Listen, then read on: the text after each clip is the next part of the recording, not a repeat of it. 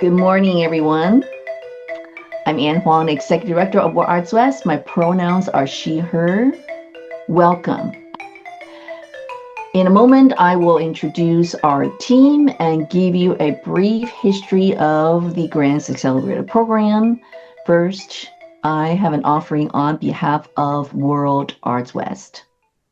Our organization, World Arts West, was founded shortly after the passage of the 1965 Immigration Act, which enabled many immigrants who were escaping political persecution, economic hardship, and other challenges to build a new life in our nation. World Arts was founded in 1978 to create a visibility platform for Bay Area immigrant artists. Today, all of us at World Arts West stand in solidarity with all communities experiencing injustices and continue to lean into our cultural heritage for justice, sovereignty, and the rights to our lands. In the last 4 decades, World Arts West cultural artists community has grown from a grassroots community to the largest world dance network in the country. And yet, the financial support for our community remains abysmal. We created the Grants Accelerator Program to support cultural artists traditionally excluded from philanthropy and help them access grants funding. After a 4-year pilot phase, we're very excited to launch open applications for the Grants Accelerator Program for the first time. I'd like to introduce our team on camera, Krista Smith, who co-directs the Grants Accelerator Program with me, and Andrea Spearman, World Arts West Associate Program Manager. Before we begin the program, just a quick reminder for everybody, please type in your questions in the chat. Krista, take it away. Thank you, Anne. And hello, welcome, everybody. It's so wonderful to see you. Andrea, if you don't mind hopping down to maybe slide 4, I'll share a little bit about myself and some of the origins of this program. So hello, everybody. My name is Krista Smith. I'm a lifelong artist, cultural artist myself. I am born and raised in Kentucky. My people are Appalachian, and I'm also a queer, and a lot of my own artistic practice very much sits at the intersection of queer and Appalachian communities. I met Anne in 2020, and the two of us shared a dream. I've been a grant specialist for about 25 years. I've had my own business writing grants for artists and arts organizations for the past 10 years, was introduced to Anne in 2020, and we shared a similar passion based on our experiences in the funding field, and that was knowing and understanding the way the cultural artists in particular have been excluded from most of the mainstream arts and culture funding, and really wanting to work, passionately wanting to work with artists of the cultural community to support you all to grow your organization's income, to honor your work, to move your work forward, to give you more opportunities and funding that you need to make all of the things that you're doing happen in community. And so, as Anne said, we've been doing this program for about 4 years now. We launched our first cohort, and that pilot was originally just 3 months long and just focused on California Arts Council grants in 2021.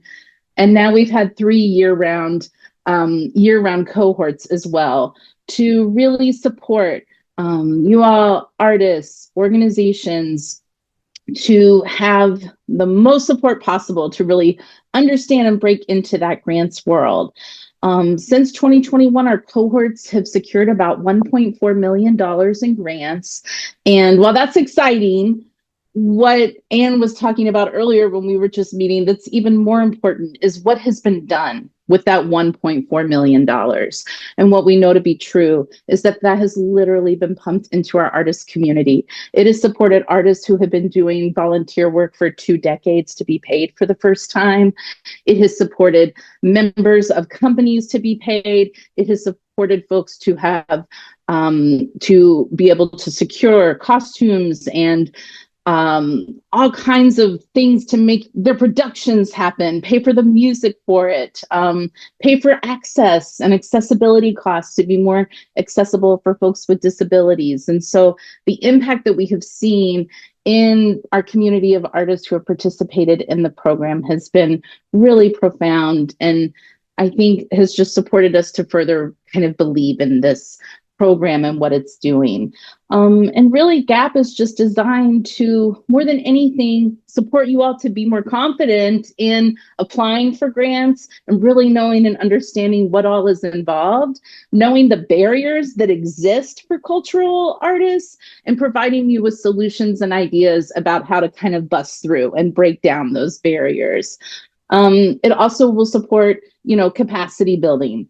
And it is a cohort-based program. A huge part of it is you all, the artists and arts organization leaders, meeting with each other, monthly to really talk about your work, your challenges. All of you are leading change, and the cohort part is such an essential part of the program in terms of just being in it with other folks who share so many of your experiences. Andrea, if you don't mind forwarding to the next slide. So this slide really represents kind of the cycle that we're envisioning, how GAP really operates. GAP is a cohort-based mentorship program for cultural artists and organizations.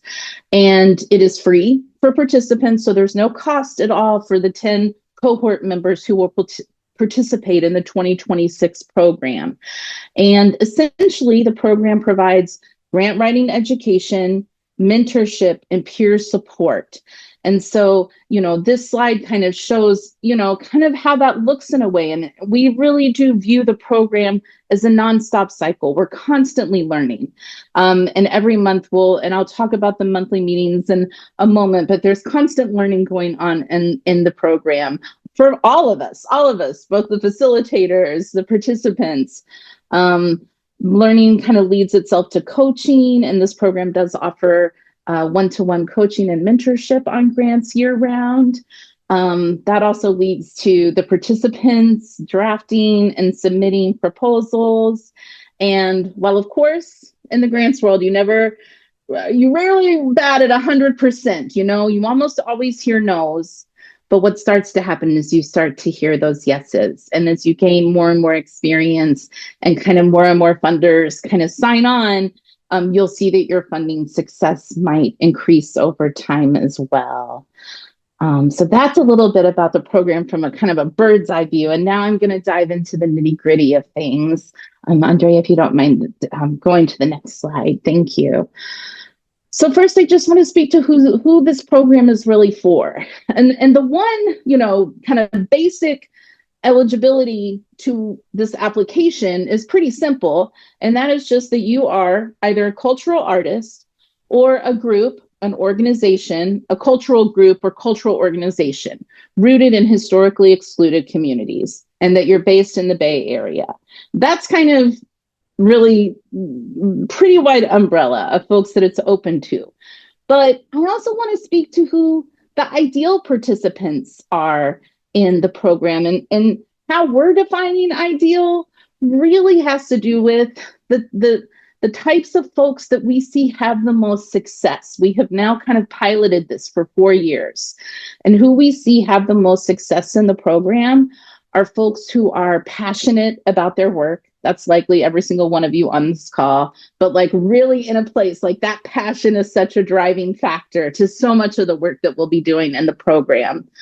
Folks who come curious and ready to learn. Definitely folks who are organized and dependable.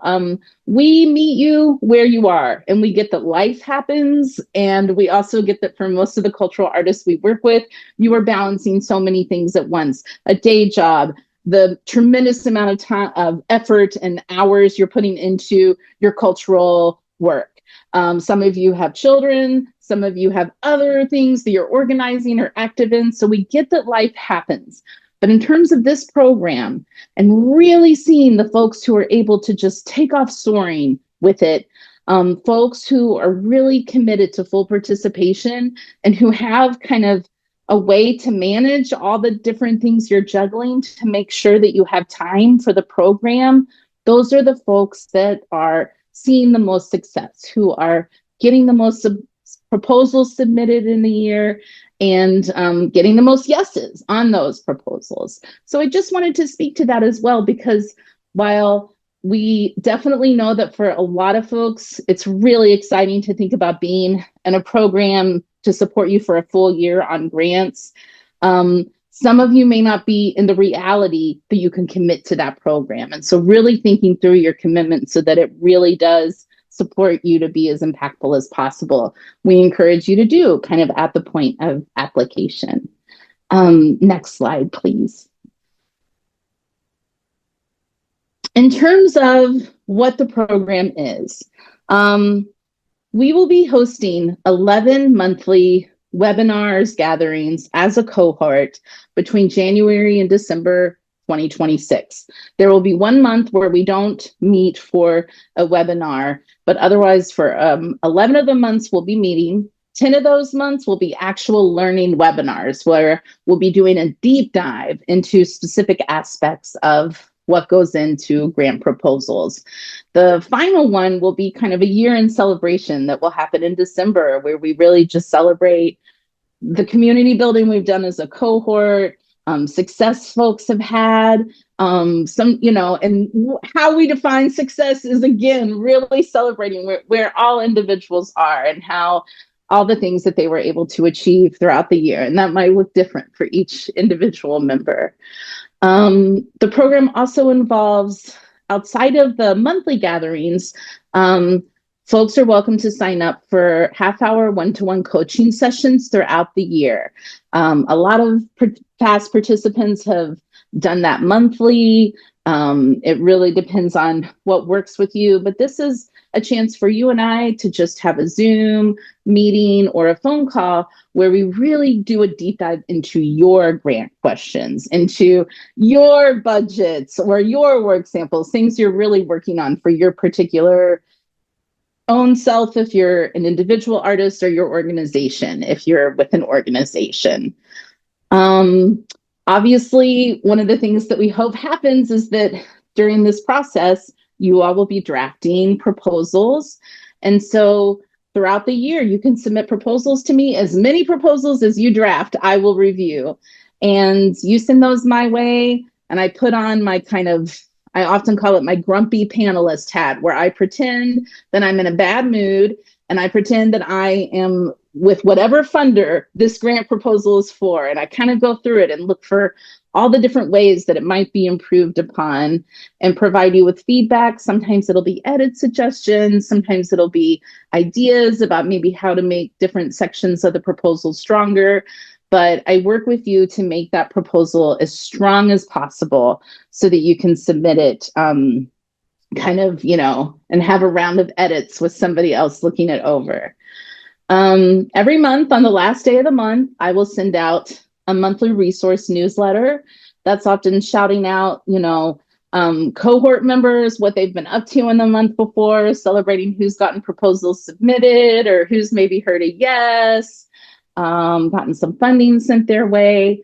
It also always links to a spreadsheet with upcoming grant opportunities. And this spreadsheet is curated particularly for cultural artists and organizations, grants that you all might be particularly competitive for. And so it'll always link you to that research so you can see for yourself what grants you might want to apply to in upcoming months, and also reminds you of how to sign up for one-to-one coaching and updates you on kind of the upcoming webinar and like what the topic will be, when that will be, things like that. And as mentioned before, that fifth, probably most awesome part of the program is that you will be in cohort with 9 other cultural artists. There will be 10 cohort members total. And so just a chance throughout the year to be meeting monthly with other cultural artists, often experiencing the same things you do or the same things you have.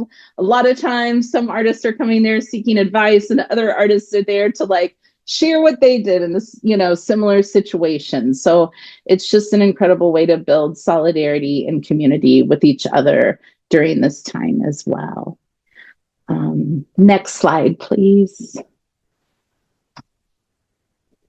And as Anne mentioned before, we have been doing this since 2021, kind of piloting it, trying to, testing and trying different ways to see how we can make sure this meets the needs of all the participating artists as best as possible.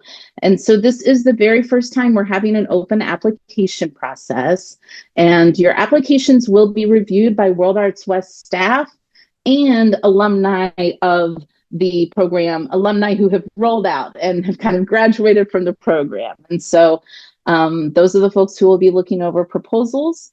And the other thing that's new this year is that we've spent this past year really refreshing the curriculum. And so for the first time ever, we will be offering the webinars will be following a very specific structure that's kind of a grant writing 101 structure, so that by the end of the year, you really have experienced kind of a deep dive into every major component of writing and receiving a grant. So that's what's new for 2026. And if we could go to the next slide, that would be great. Thank you. Just so you kind of know what those 11 gatherings might look like. This kind of breaks it down, what they are for the year. So we'll open in January with just an orientation to the program, a chance for you all to meet each other and learn more about what you're up to yourselves, as well as just kind of a basic introduction to grants. The next one will be finding the right fit. Every month I'll be sending you this spreadsheet with grant opportunities, but then it's kind of up to you to read them and really learn and understand what might be the best fit for you and your organization. Some of our coaching sessions can also be devoted to figuring that out, but we'll have this specific workshop. It'll be our second one, really supporting you to understand what you're kind of looking for when you're reading different grant opportunities. And then also just breaking down the basic components of a grant application. Our next meeting will really be honing in on how to craft a strong narrative for your proposal. That's the writing part where you're answering questions. And then also, at least giving a basic kind of introduction to building budgets as well for grant proposals. And we'll be honing in on a lot of that throughout the year in additional webinars, but I just wanted to make sure that quickly, early in the year, we at least did have one session that really got you grounded in those like narrative answers and budgets. After that, we'll kind of look at ways to represent your organizational information and capacity in grant proposals. A lot of grant proposals almost always have a section around equity and or community impact.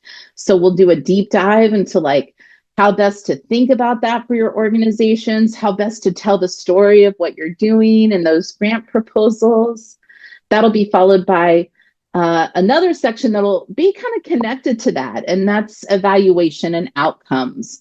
Almost every grant proposal wants to know how you'll know that you've achieved and met your goals. How will you evaluate what you're up to? And so we'll do a deep dive into what that means and how to evaluate our programs and how to write about that in grant proposals as well.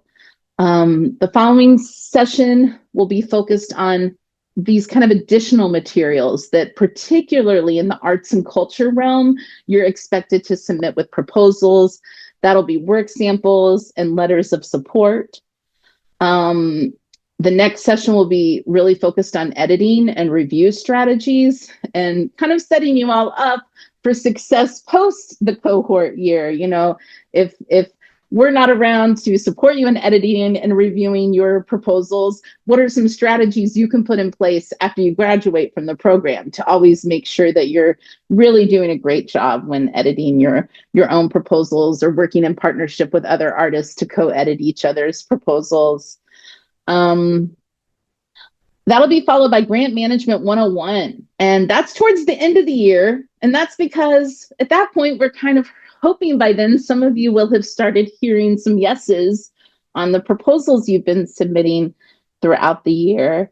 And one of the biggest questions that Ann and I really got inundated with after our first full year of doing the program was all of these artists and organizations who hadn't been receiving grants all of a sudden were. And then it was like, what now? Oh my gosh, I have this grant. What do I do?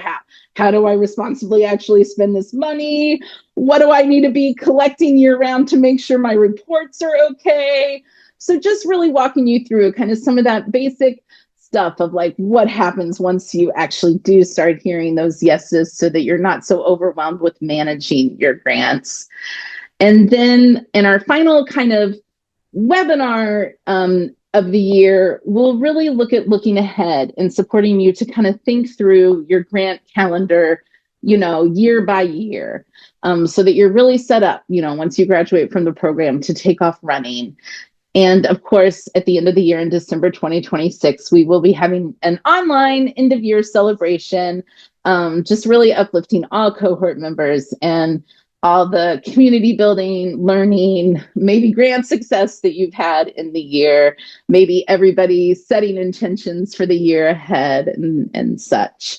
So that's kind of the year at a glance. Throughout, in addition to these webinars, you can always schedule your coaching sessions. You can always be submitting proposals for review, submitting your proposals to the actual funders, and we'll also be receiving those monthly emails. Next slide, please. Just a few pretty important details, and one is our timeline. So of course the application has been open now for a couple weeks, and it's open right now, and those will be due on November 30th. So a little more than a month from today. Today is October 27th. If you're watching this video recording, that due date is November 30th.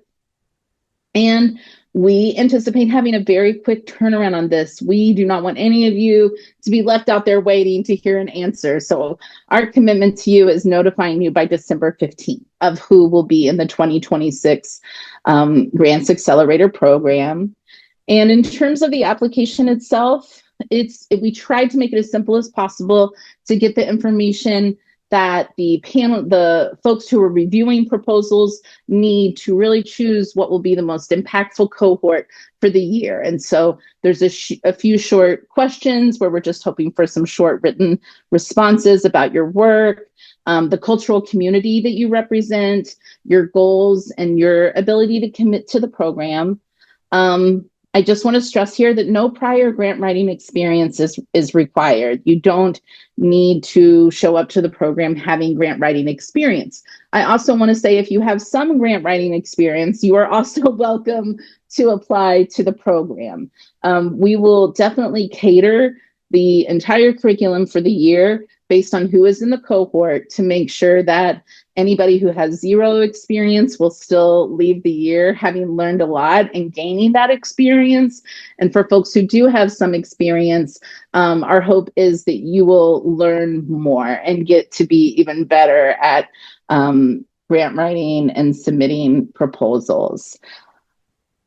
So those are kind of the application details. And if we could go to the next slide, I just want to also touch base on how proposals will be scored for the program.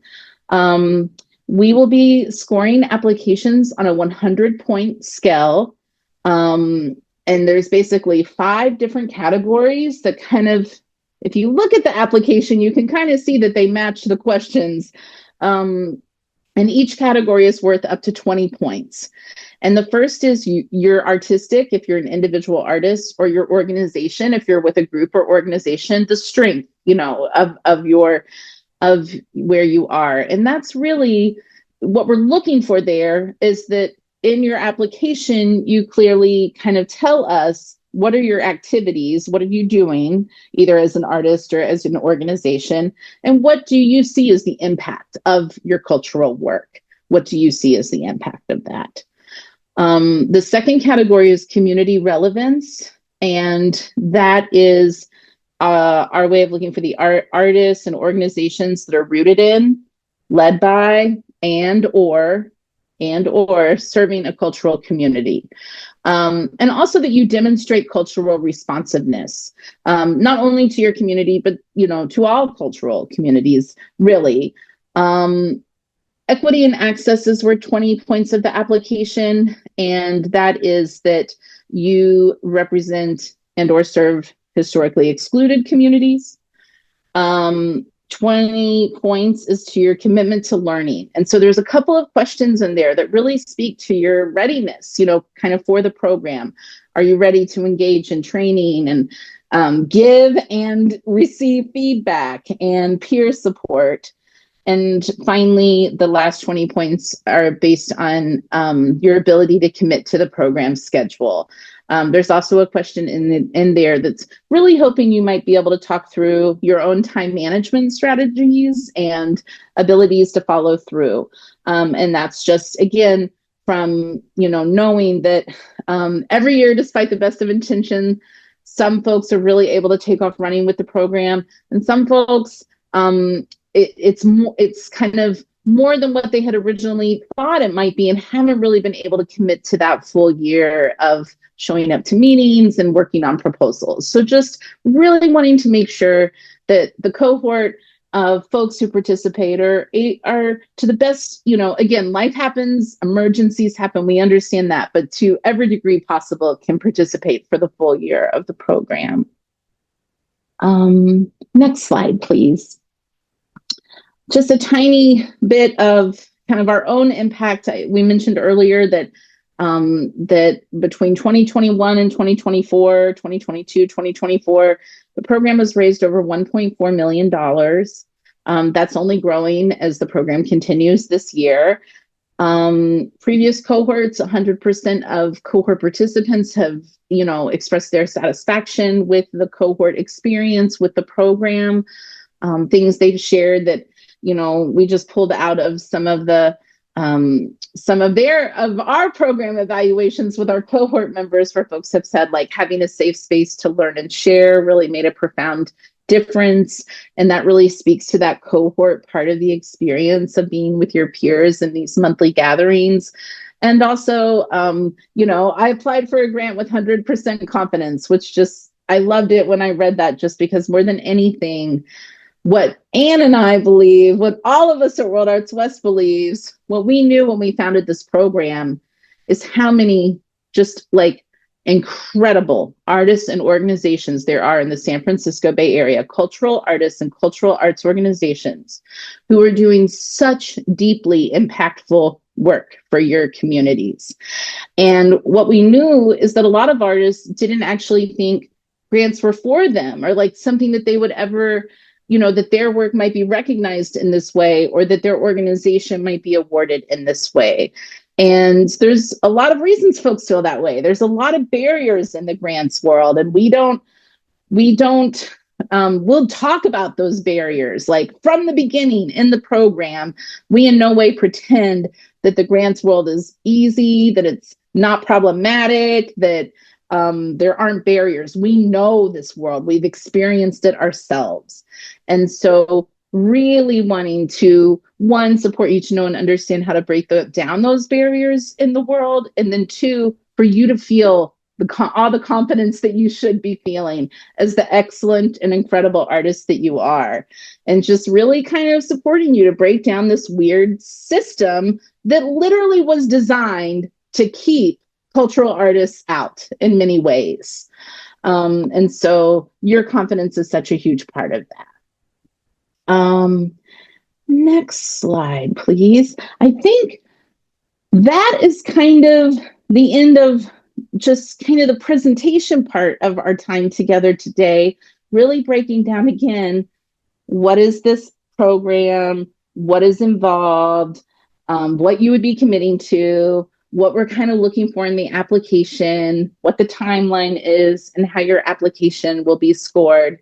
But we can imagine you might have many questions that we have not addressed today. And so now we're just going to have the rest of our time together really be a Q&A, just hearing directly from you, whatever your questions are, and between the three of them, answering them to the best of our ability at this moment.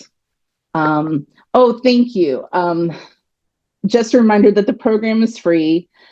We will be sharing today's presentation slide deck with you as well. And the application link is directly a link in the slide deck, but also it's available at World Arts West page. If you know other folks that you think might be a great fit for this program, please do share with them. More than anything, we just are really working towards building a more equitable future for cultural artists in the Bay Area, one grant at a time. I think the next slide also, if you don't mind showing that, in the presentation, we also share links to World Arts West website, and that is where you can learn more information about the program and find a direct link to applying. All three of our emails are on this page as well. If you have any questions related to your application, I'm probably the best person to reach out to, but we wanted to make sure you had all three of our email addresses, depending on what your questions might be. If you don't already follow World Arts West on social media, we've shared our kind of at World Arts West link to that. And I do just want to reiterate that we have recorded this session and that all materials, both the recording of the session as well as the slideshow, will be shared after this session. Thank you. And now I think we're ready for questions.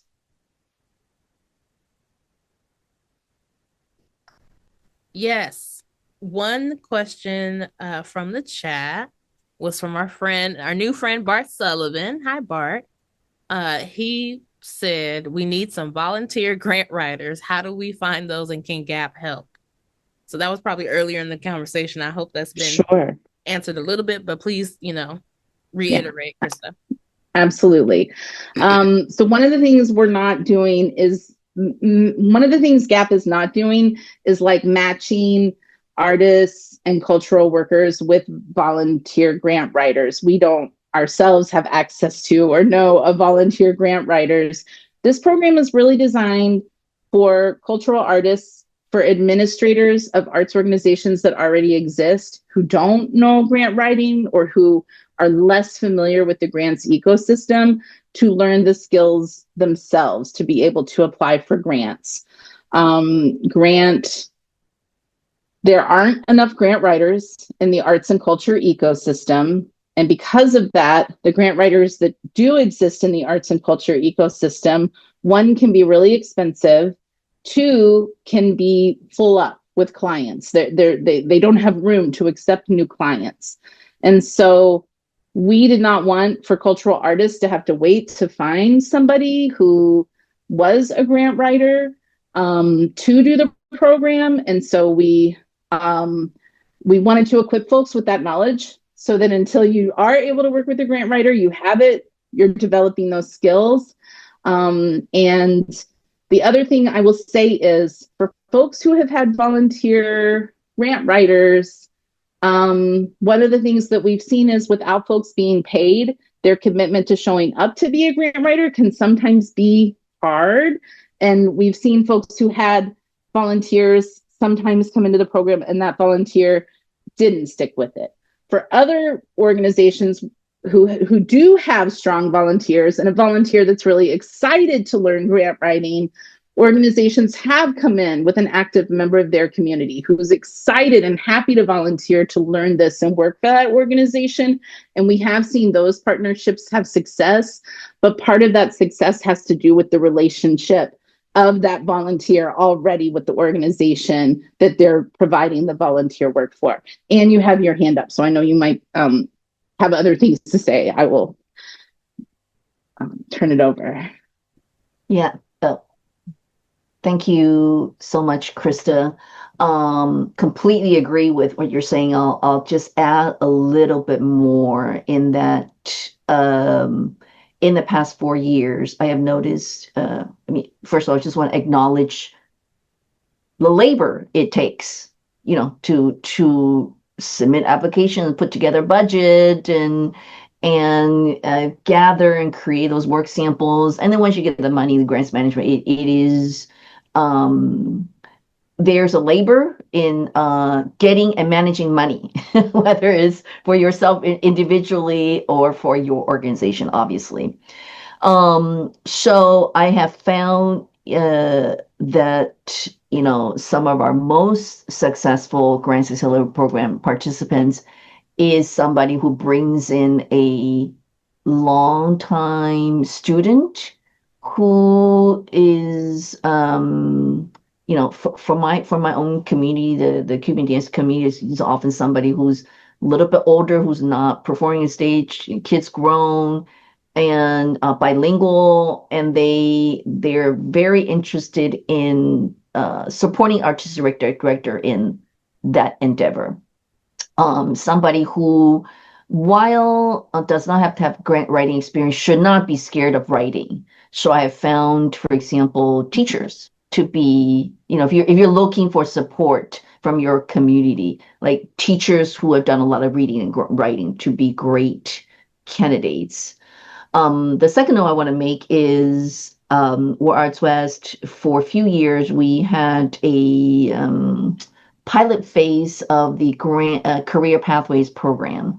And Career Pathways program, I'll try to share the link on our website, was myself moderating conversations of cultural artists who have gone on to have successful careers in the entire cultural arts ecosystem: philanthropy, arts administration, production, marketing, and so forth.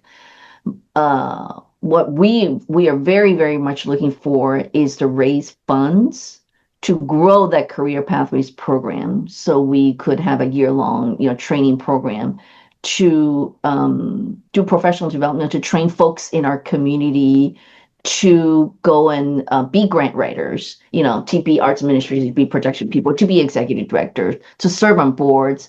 So we find ways to connect cultural artists who want to have different careers, not performing on stage, with paid jobs, but also to expand the amount of cultural competency of folks that the cultural artists may encounter as you are performing in venues, as you're trying to find a grant writer, as you are applying to grants, as you are, trying to find a publicist. This is still very much sorely lacking in our community.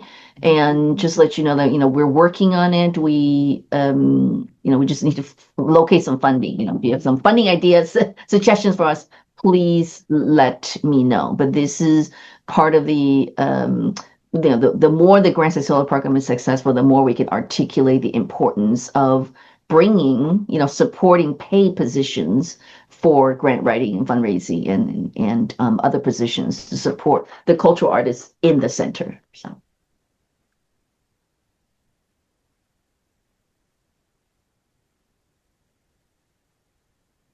And I think that was the only question that was showing up in chat. Also happy to take any other questions. Yes, if anyone else has a question, you can put it in the chat, or if you want to unmute yourself, you can just tap the little microphone button and ask questions. If there's no further written questions in the chat at this point, I would love to learn from the participants a little bit. What brought you here today? What kind of grant experience do you have? What is your experience in the grants world? If anybody would like to chime in. Sure, I'll chime in. I'm Bart Sullivan. I've been with the Benicia Performing Arts Foundation, leading that for 20 years. We've been writing grants with the city of Benicia, and also we've had some people come in and write little grants for various foundations and private donors. And so basically, it comes down to there's just a few people trying to bring in the money, right? Myself included, and we're all busy. So it's like finding that resource. I found it pretty productive to do the grant writing for the city, because it gives you a lot of the basis for what our mission is. It helps define all that. So I recommend it. But it is, haven't found a paid grant writer yet. So, And then the question is how much paid to give them and versus how much grant can be coming back. And you don't want to run out of money, for example, trying to get grants. But yeah, I'm coming here was mainly just to get more information about the program, apply for it, and see how we can build a collaboration and cohort situation going forward. That's great. Thank you, Bart. Yeah, my pleasure. Hi, my name's Cordula Sturm de Hall, and you'll notice at the other end of the screen on top is my daughter, Tashit Sturm de Hall. We are a family organization based in the Washington, D.C. metro area, and I've been following your career pathways as long as you've had them and always come to the meetings. Very interesting and very enlightening. I just want to say that we are sort of we have been the indirect recipients of grants. And by that, I mean that being in the Washington, D.C. metro area, we were able to profit when huge corporations like Lockheed or Northrop Grumman would give grants and incredible amounts to, let's say, the Smithsonian. And we have a really long history of performing with them at the various museums. But listening to your career pathways and also seeing the really superior support that California and especially San Francisco offers to artists was really inspiring, and what has led us to actually open another office now, another location in San Francisco. And we're happy to say that Tashit is now in San Francisco, helping to navigate all the paperwork and all the fun things that you have to go through. But we are really looking forward to learning a lot. I think we have really unique offerings that I haven't seen in any other organization around the country. So we're trying to see what we can do. A little bit tentative about the grant writing. I do know it's a lot. And I think the having the passion and being persuasive about something is less at this point than my fear of thinking who will actually be interested and who are the people that would find that of value. That is my big thing. In Washington, I can tell you that the grants dried up, and I mean this seriously, even for the Smithsonian, even before we hit 2020.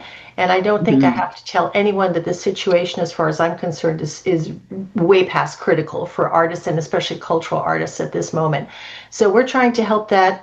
Tashi did go to one of your recent events, and we did suggest, but I don't think she remembers who she spoke with. Somebody at World Arts West said that we would be very amenable if you were thinking of doing any kind of fundraising event to definitely participate for that, and just try to raise some money. I don't know what you have in mind, but we would definitely be open for that and very excited to kind of join all of you and see what we can contribute to the area and bring something that's new and hasn't been done before. But thank you so much for this program. Always enjoy what you have. It's very, very helpful. Thank you for the we open up our public programs, we never know who will come. Thank you for that praise and learning from that community. I want to briefly say that I just joined the board of directors for California for the Arts. It's California State's largest arts advocacy organization. In a few weeks, we're going to have all teams retreat, all 40 of us, board and staff, which was set. It's a 2.5-day retreat. We're going to set the policy agenda for 2026. So I'm actively taking input from the community regarding what is happening with the community, especially during this time. Impact of NEA grants being taken away, artists being deported and so forth. So with these public programs, always very, very helpful. And we just want to encourage everybody who's watching now, as well as who will be watching the recording of this webinar in the future, to contact us directly. All of our emails are in a slide deck, and just let us know what's happening in your community. And we try to, last 6 years after I became the ED, we evolved our programs quite a bit after community, really listening to the community. And one of the things that the community really told us is performance opportunities are great, but we really need economic support, hence launching this program.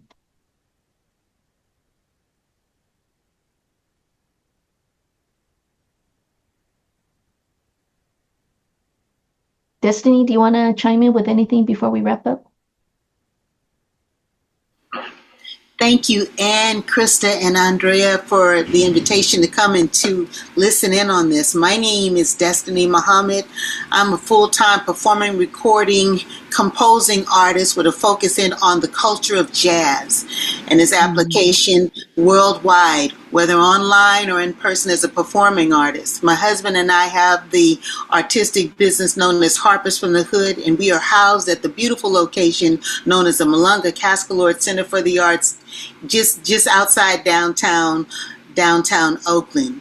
I am so pleased to be invited to be even considered as a cohort for this and learn how to even better apply for grants that are local and global for a variety of experiences to produce works here at the Malunga Cascalord Center for the Arts and other locations, and also to co-create with other artists. So I'm pleased. I have had some beautiful success, and I'm always about learning how can I amplify the success of applying. It is an ongoing, the culture of applying and the culture of each grants organization is different, and learning how to navigate that, especially in these interesting times, is wonderful. So thank you so much for having this and making it available, and I pray to be chosen. I'm going to sign up on that. Oh, thank you so much, Destiny Muhammad. And you actually, I'm so grateful for what you just said, because what you just said speaks to why this program is only open to the Bay Area.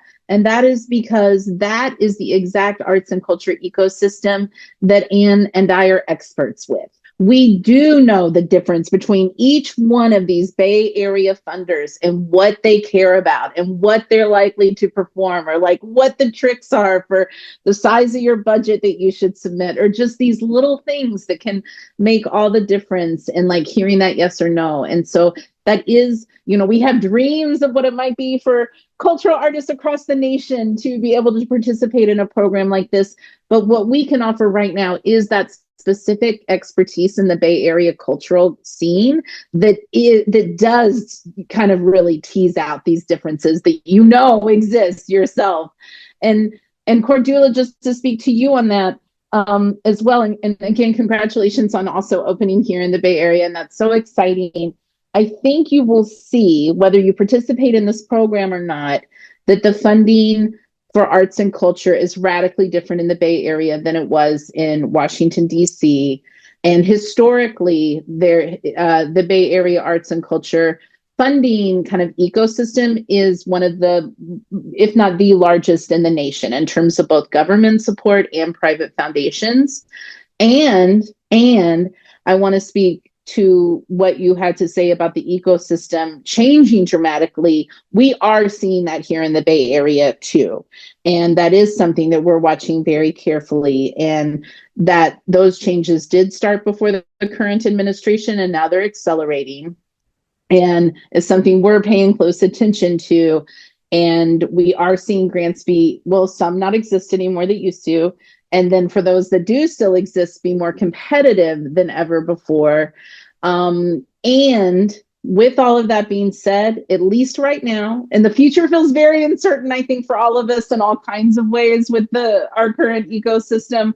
But what we are still seeing is, even though those changes are happening, there is still millions upon millions of dollars being invested in the arts and culture communities here in the Bay Area between both private foundations and government funders.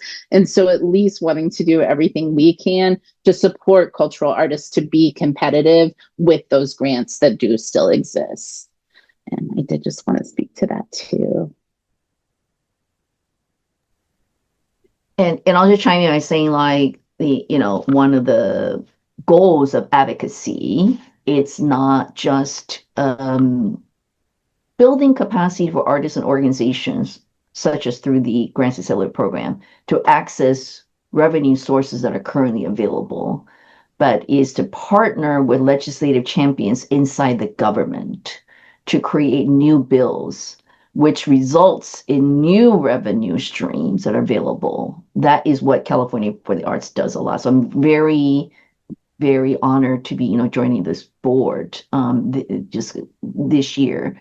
Give folks a couple examples, which is California for the Arts worked very hard for a few years, again, to partner with legislative champions to shepherd $11 million towards a performing arts equitable payroll fund. Overprescribed meaning the need is so much greater than the actual 11 millions for payroll of performing arts organizations throughout California.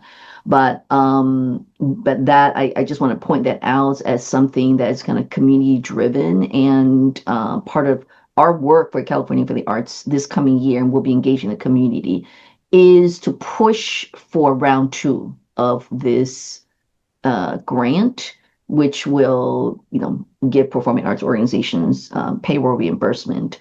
We're also looking to push for bigger granting dollars for California Arts Council.